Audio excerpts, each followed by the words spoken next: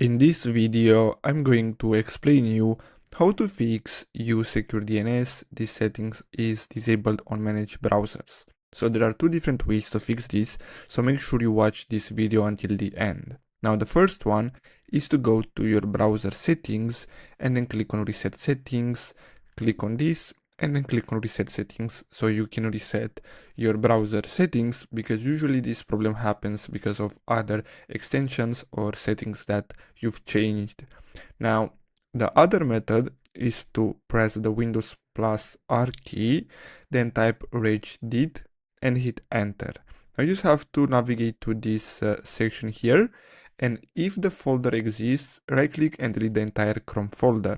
Now you're gonna have to repeat this for um, this other location and then restart your browser, and that's it.